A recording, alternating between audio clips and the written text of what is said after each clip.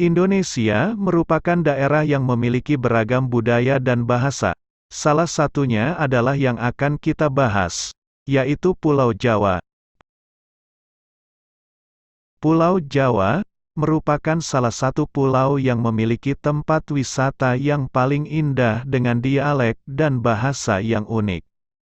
Pulau Jawa merupakan salah satu tempat yang memiliki penduduk yang paling padat, karena merupakan penduduk yang paling padat yang ada di Indonesia, dan merupakan peringkat ketiga di dunia untuk penduduk yang paling banyak, ialah di Pulau Jawa ini.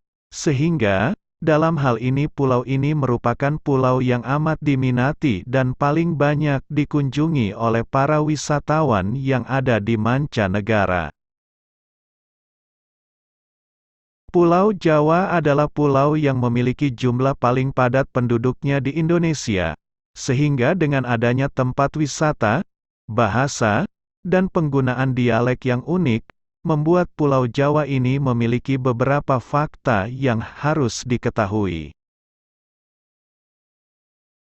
Sebagai pengenalan lebih jauh mengenai Pulau Jawa, berikut ini adalah beberapa fakta unik tentang Pulau Jawa. Ada beberapa kata yang perlu diketahui tentang Pulau Jawa, di antaranya adalah isuk diisi sore mati. Pada zaman dahulu, Pulau Jawa banyak sekali terdapat makhluk halus. Makhluk-makhluk halus itu yang mengganggu manusia pada zaman dahulu. Dengan suaranya yang berisik, membuat penduduk Pulau Jawa merasa terganggu. Makhluk-makhluk gaib ini adalah makhluk yang cukup terkenal pada zaman ini. Makhluk tersebut adalah Petruk, Semar, Bagong, Gareng. Hal ini terjadi karena kesaktian dan keselarasan keempat makhluk ini, sehingga makhluk ini disebut sebagai makhluk isuk diisi sore mati.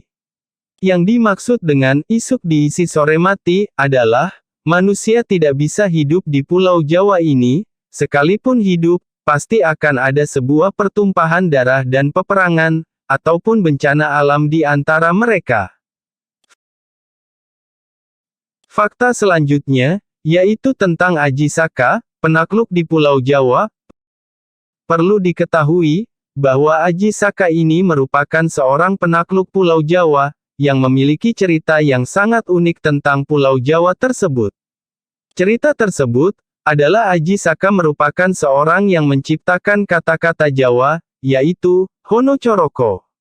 Sehingga, dia menjadi seseorang yang memiliki cerita tersendiri untuk Pulau Jawa ini.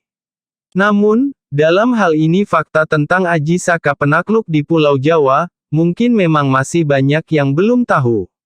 Seperti, dalam hal menumbalkan tanah dengan tujuan agar manusia dapat hidup di Pulau Jawa tersebut.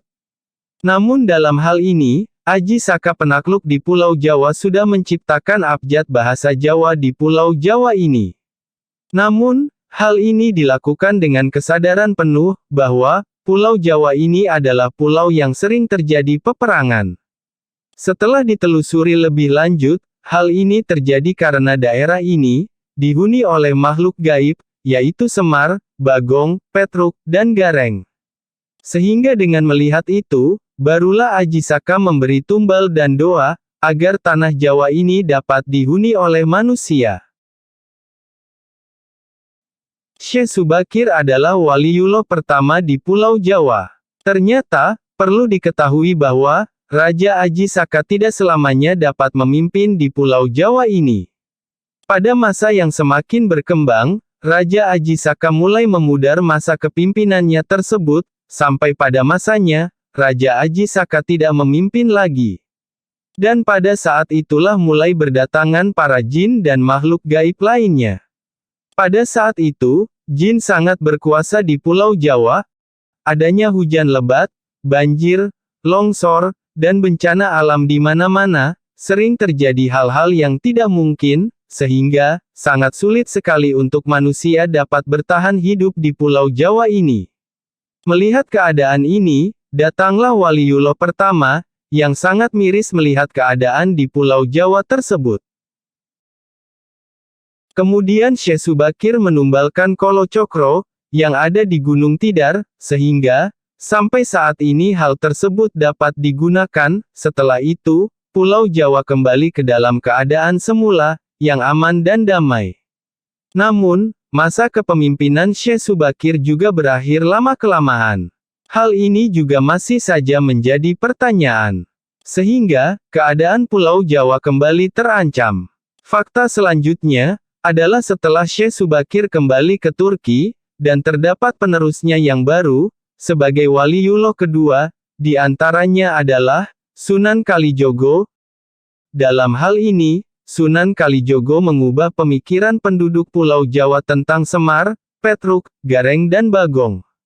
Hal ini dilakukan oleh Sunan Kalijogo melalui peran pewayangan yang dilakukannya. Sehingga, pemikiran buruk yang dipikirkan oleh penduduk Jawa, tentang keempat makhluk gaib ini berubah, menjadi pemikiran yang baik. Sehingga, dalam hal ini, Sunan Kalijogo mengajak penduduk Pulau Jawa, agar senantiasa terus berdoa kepada Yang Maha Pencipta. Dan selalu menjaga lisan. Karena setiap perkataan adalah doa, yang nantinya akan dikehendaki oleh Allah Subhanahu wa Ta'ala. Sehingga, keadaan yang ada di sekitar Pulau Jawa, akan menjadi jauh lebih aman dan nyaman. Itulah fakta-fakta penaklukan Pulau Jawa yang dapat kami rangkum dalam cerita ini. Jangan lupa untuk komen, like, dan subscribe channel ini. Semoga bermanfaat.